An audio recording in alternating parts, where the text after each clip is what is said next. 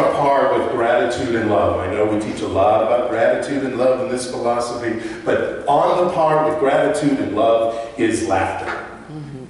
Laughter is the greatest healer of them all. And I'm going to talk about a lot about that today. We're going to talk about some health and some things that happen in your body. But first, Ernest Holmes, of course, going back to Ernest Holmes, in the textbook, he said on page 163, if you'd like to look it up, our healing includes the emancipation of the mind from every form of bondage through a new concept of God, which causes the heart to beat with joy and gladness. Now, our philosophy is a joy-filled, heart-opening philosophy. We learn that we live in a world of good, and sometimes that good doesn't look so pretty. But we live in a world of good, in a universe of good, and each of us are unique expressions of that good. And we always especially teach that we learn to always look for the good and to celebrate it from all experiences, good, bad, or indifferent. We're always learning. If something yucky happened to you, sorry, but if you look deep enough, you will learn something from that. And that is good. One of the greatest gifts that we can give ourselves and each other is lighthearted laughter, reminding us to live life with a sense of awe, wonder, and joy. So let me ask you, and you don't have to answer out loud, how many times a day do you laugh? How many? 500. 500? Oh, you're going to learn later how great that is. My best audiences are the kids and the dog. Now, in those 500 times, how many times do you laugh at yourself? Like something silly you might have done, or something silly you might have thought that comes from old beliefs. So here's another joke for you. Bill Gates is having lunch with the president of General Motors. And Bill is going on as he does about computer technology. And he says to this guy at GM, if automotive technology had kept pace with computer technology over the past few decades, you would now be driving a V32 instead of just a V8, and it would have a top speed of 10,000 miles per hour. Or you could have an economy car that weighs 30 pounds and gets 1,000 miles to a gallon of gas, if you guys have kept up with how we are in computer technology. In either case, the sticker price of a new car would be less than $50. And he looks at the GM president in the eye and he says, why haven't you guys kept up with technology like Windows?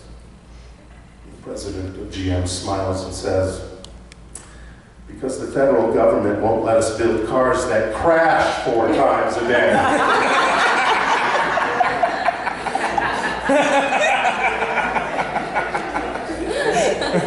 So definition of a laugh.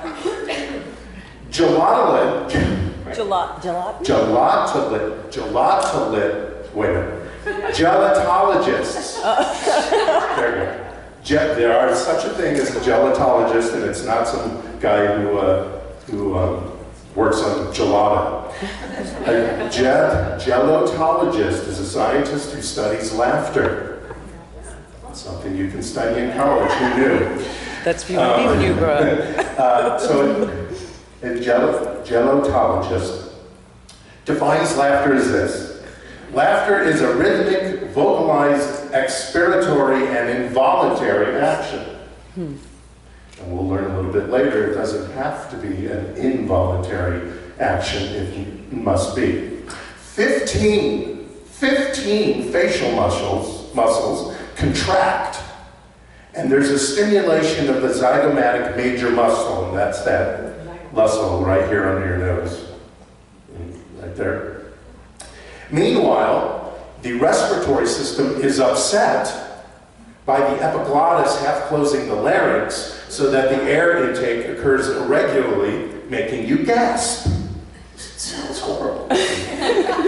In extreme circumstances, it gets worse. In extreme circumstances, the tear ducts are activated, so while the mouth is opening and closing, and the struggle for oxygen intake continues, the face becomes moist and often red or purple.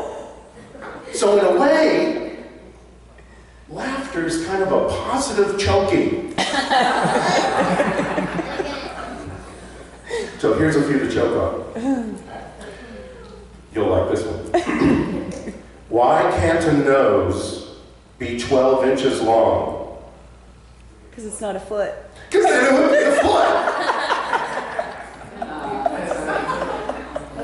See, not all of them work it. Or some people think it's funny and others don't. I sold my vacuum cleaner the other day. All it was doing was collecting dust. That one sucked, didn't it? What do you call a belt made out of watches? Weight Watchers. A waste of time.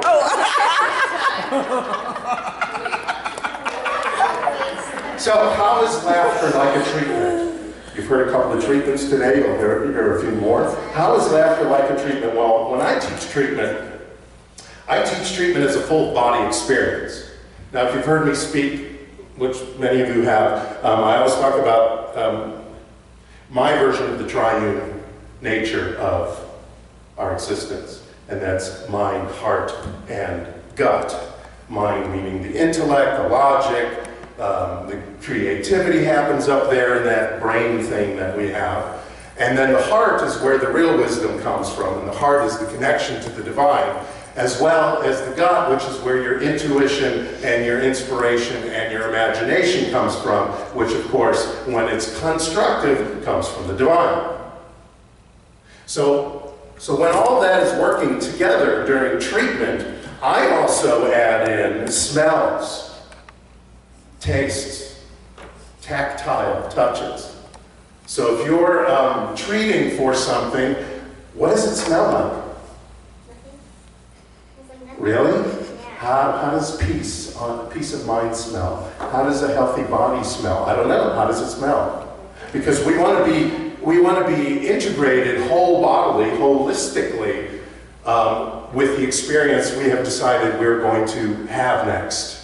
And the more involved you are with a holistic approach to treatment, the more the universe is going to get what you really want, as well as you, most importantly, get what you really want. And it's not just some idea, some intellectual, logical idea. It's, I want all of this, and when all of this happens, because I know it's going to happen, because I know the power of my word, this is what's going to be experienced by my entire body. I'm going to smell this. What does victory smell like? What does victory feel like? What does victory sound like? Laughter's the same way. Laughter's a holistic experience. It's not just the logic, it's not just the mouth moving and the voice doing its thing, and it's everything. Sometimes your body moves and your diaphragm moves. It's an amazing thing. And I want to talk to you about what exactly happens when you laugh, what happens in your brain.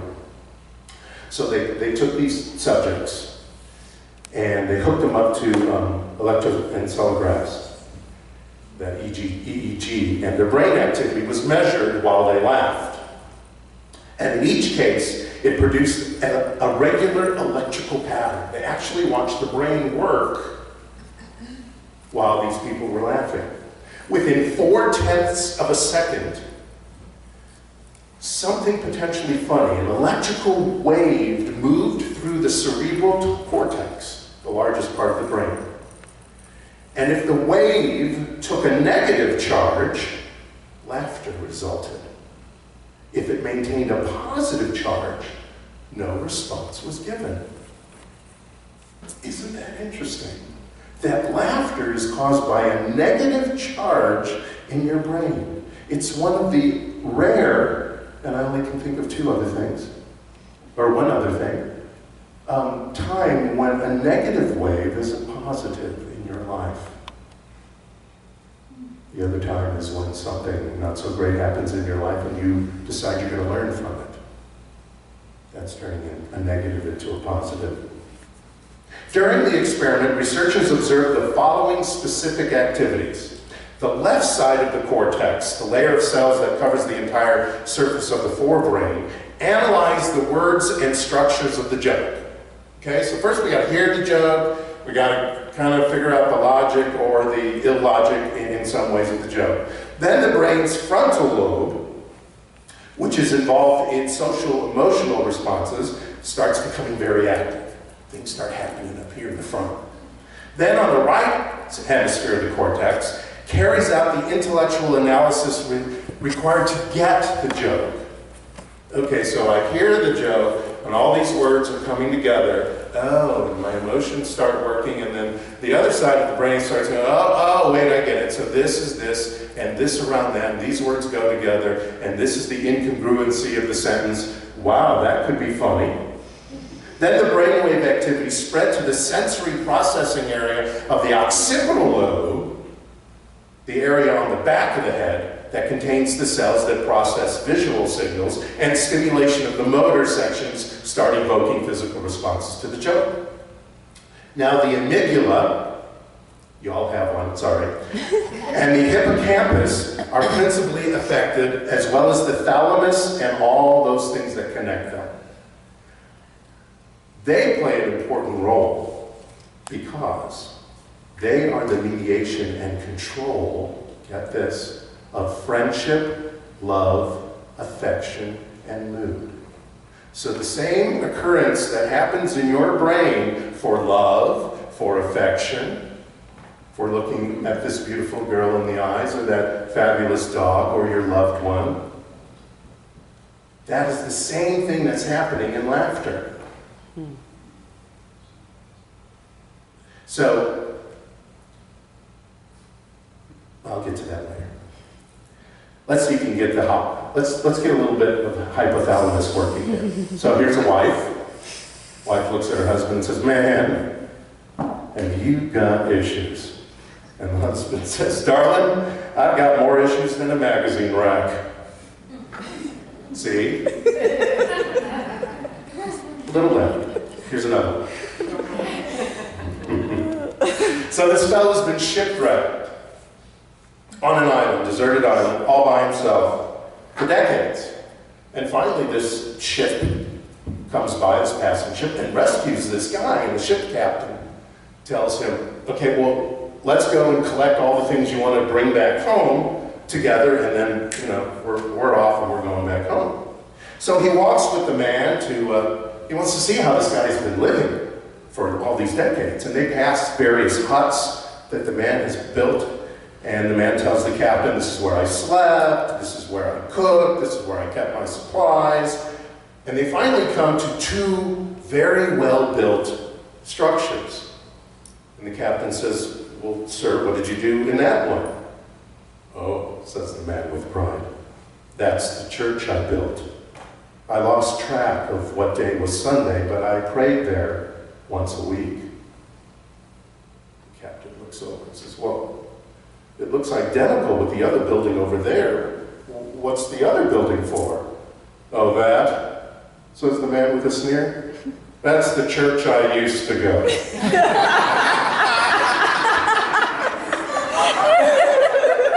So speaking of church, let's get into the Bible a little bit of Bible. From Proverbs 17, it says, a merry heart doeth good like a medicine, but a broken spirit drieth the bones. And earlier in Proverbs, it is written, a merry heart maketh a cheerful countenance, but by sorrow of the heart the spirit is broken. I saw this book by Charles and Frances Hunter called Laugh Yourself Healthy. And I confirmed what they said in a few of the passages I was looking at on the Mayo Clinic site. So this is scientifically produced here.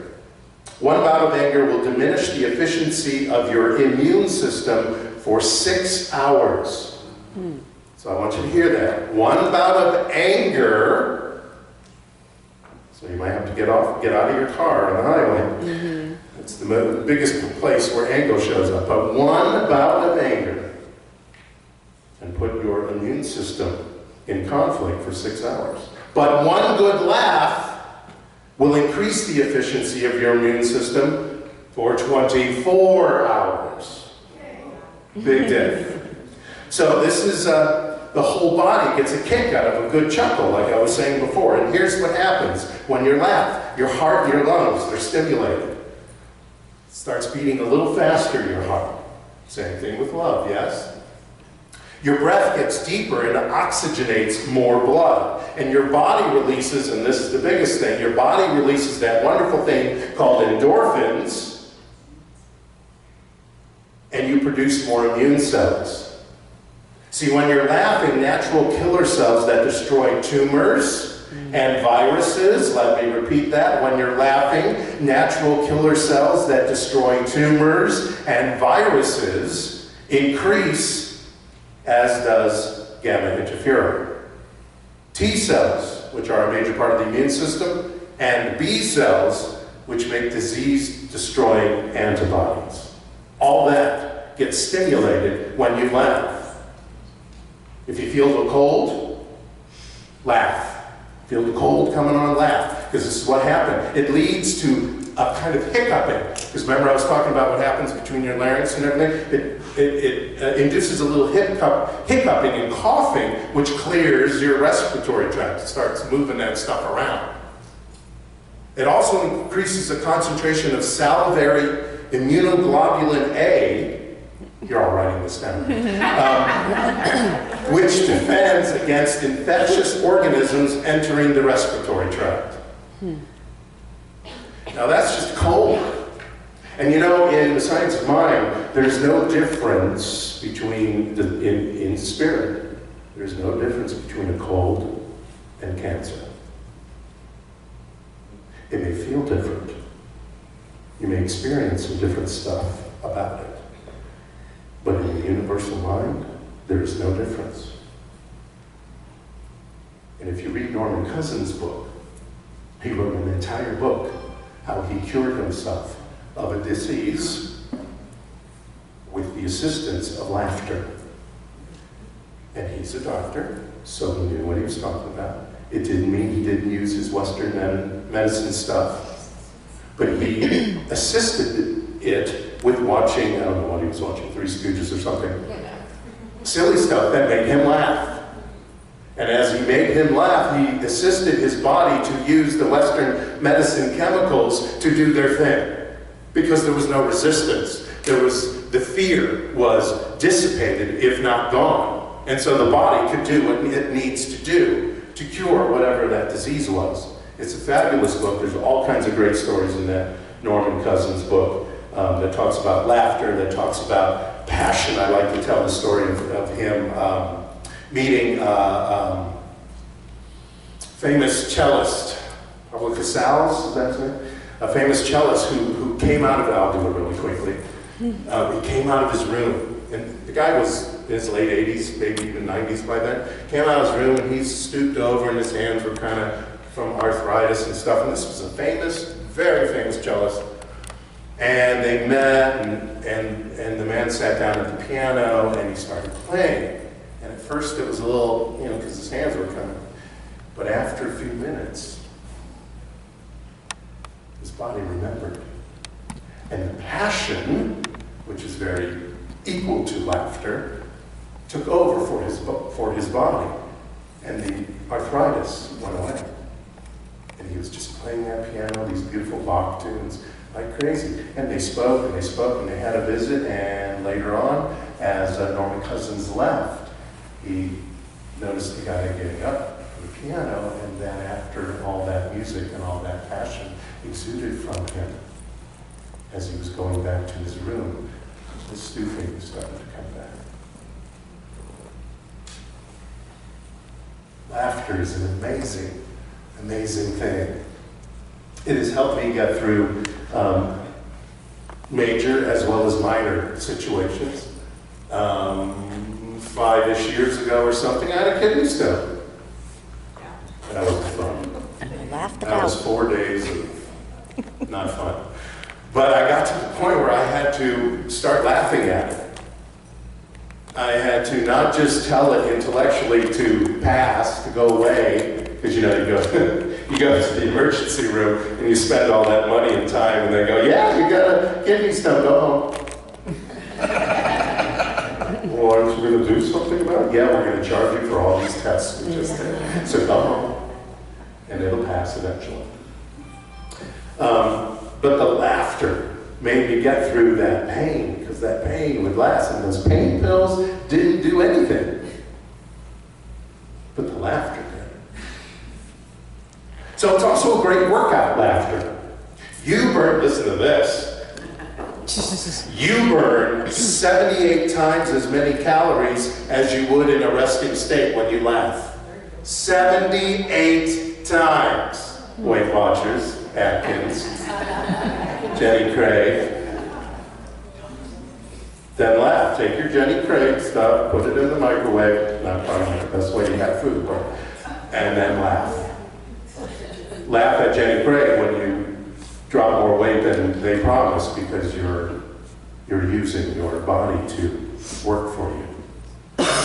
The American Association for Therapeutic Humor, did you know there was such a thing? The American Association for Therapeutic Humor estimated that laughing 100 times, so that's only a fifth of what you do, is equal to 10 minutes on the rowing machine or 15 minutes on an exercise bike. So, if you get on the Stairmaster or any of those machines and you laugh for 15 minutes, you've just done 30, get off. Blood pressure is lowered. There is an increase in vascular blood flow and an oxygenation of the blood, which further assists healing. Laughter also gives your diaphragm and abdominal, respiratory, facial, leg, and back muscles a workout, and that's why you feel exhausted after a long bout of laughter. You've just done an aerobic workout. And for those of you who do Pilates, good for the core. Okay, good for the core, the diaphragm. Laughter is the best medicine, and it's also a great contagion. If we have to have a contagion in this world, then laughter is the contagion that we need. It's a good thing to share with somebody. And when you're not feeling it, because I wasn't feeling it when I had kidney stones, whatever side it was on. You got to fake it till you make it. Here's one of those new agey kind of philosophy things. Fake it till you make it. The body will respond. So fake it till you make it is like this. So I explained to you what happens with the facial muscles. I don't know if I've ever, it's very similar to, I don't know if I've ever done this here, power stances. Have you heard of power stances? There's a woman, Cuddy is her name, and she's a researcher at Harvard, and she came up with these power stances, and power stances can be anywhere from, sitting on your chair and leaning back like you're the CEO, or here's a good power stance. You gotta make sure you do it. Like that. Here's a good power stance for women. Who's this?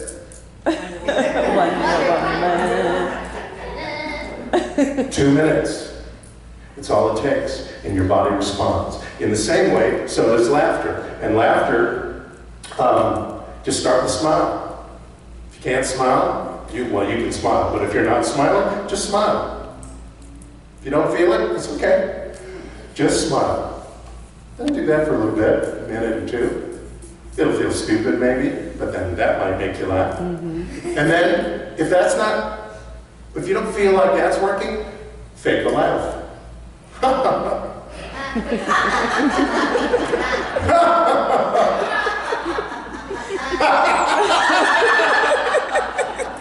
And it'll come, see, contagion. And it'll show up, and it'll happen, and your body will start healing. It'll start doing its aerobic exercise. It'll start doing everything that you require to turn your life around. Yeah. In Creative Mind and Success, Dr. Holmes says, always remember this. Life is from within outward. Life is from within outward, and never from without inward. You are the center of power in your life. And that is one of the tools you get to use, is laughter. Our principal tool, of course, in the science of mind is spiritual mind treatment or affirmative prayer. But here's another tool for you to add to meditation, visualizing, visioning, etc., etc., etc. Affirmations, creative, intentional affirmations, not just doing words in your head over and over. And that is laughter. So I want to show you a quick video. It's only 3 minutes that I hope you enjoy. Can John? Are we good? Here we go.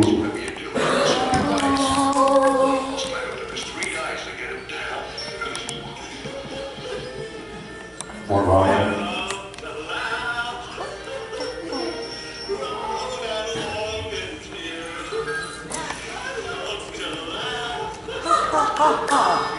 It's getting worse every year. The more I laugh, the more I feel with glee.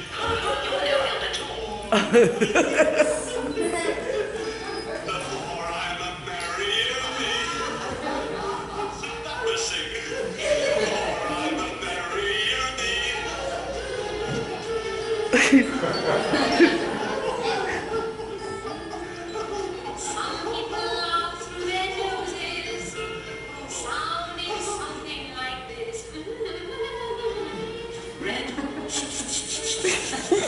Some people laugh through their teeth, goodness sakes, hissing and fizzing like snakes. Not at all attractive to my way of thinking. Some laugh too fast, some only last.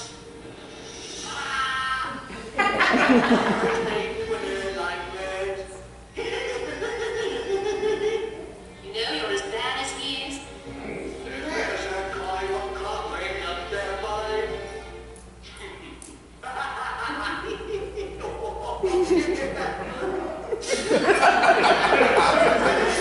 Strike me as funny, I can't hide it inside and squeak as the squeakers do. I got to let go with a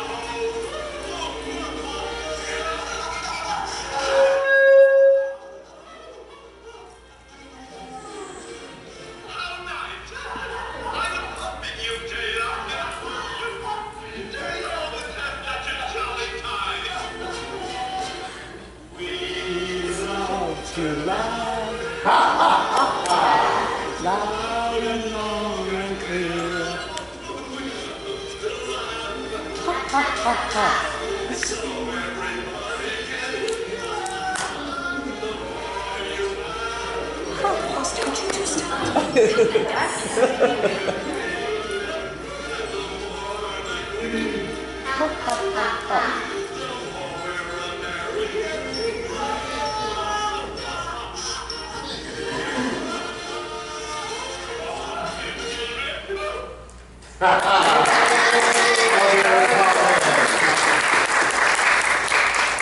So here's your assignment, my friends. Laugh. Laugh at or through. Sometimes you don't want to laugh at something, but you can laugh through it. Laugh about something. Laugh with everything that's in your experience. Laugh at the jokes, the silliness, the ego sneaking in. There's a thing to laugh at when you realize, no, here comes that thing I learned from my mother. So silly that that's still in my life. You start laughing at that, it's not going to show up as much. Even a disease in your body or in your mind, if one arises. Laugh at it. Don't complain about it. What's complaining do? Makes you tighten up, gives you stress. That cortisol thing, you know what that cortisol thing is? That a flight or fight enzyme that goes through your body. Don't complain, laugh. It's one of the greatest tools in the science of mind and spirit. It is a most spiritual thing to do. Laugh. You will leap out as you laugh, from the weight of your challenges and the weight of your fears, and step into your greatness. I talked to you one time about vibrating with the divine, vibrating at the speed of the divine.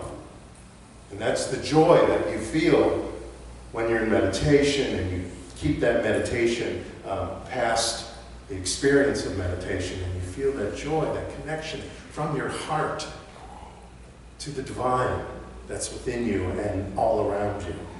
You vibrate with humor and joy, no matter what. Laugh. Let's do it one more time. You ready? Let's fake a smile. Ha ha ha.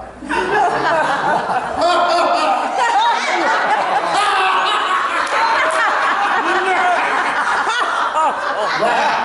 Keep laughing. Next time, I'm going to come in and I'm going to talk to you about how swearing makes you stronger. But for now, just laugh. Thank you so much. So let's take a deep breath. Oh, let's take a deep breath. That deep breath that just opens up everything, gets that oxygen going, just like a laugh. That deep breath.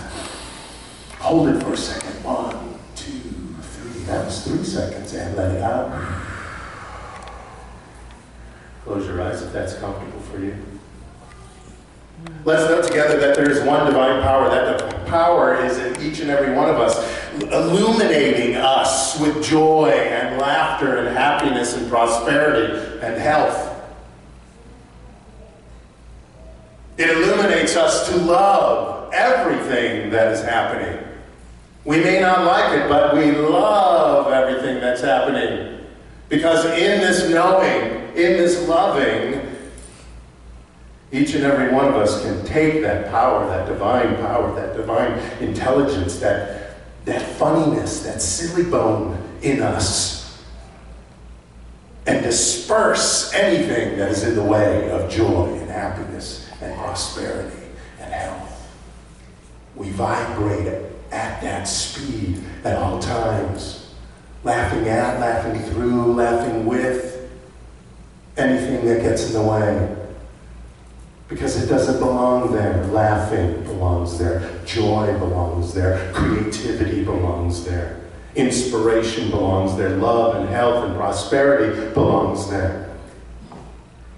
So each and every one of us can laugh at and use the power, that divine power that we have, to illuminate the situation and inspire whatever doesn't belong to laughingly go away. Blessing it to its highest and furthest. We know this right now. We absorb this right now. We leave this room inspired to laugh more.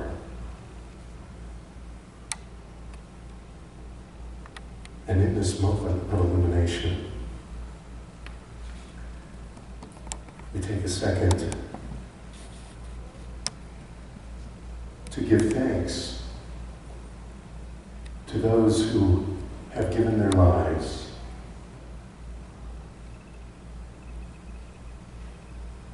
in the military for our freedom of peace, our freedom to love, our freedom to laugh. I bless them at this moment, thanking them as well, sending love to wherever they have gone, to whatever they have decided they're going to be doing, thanking them for their service, for that ultimate sacrifice, and letting each of them know that no matter how it happened,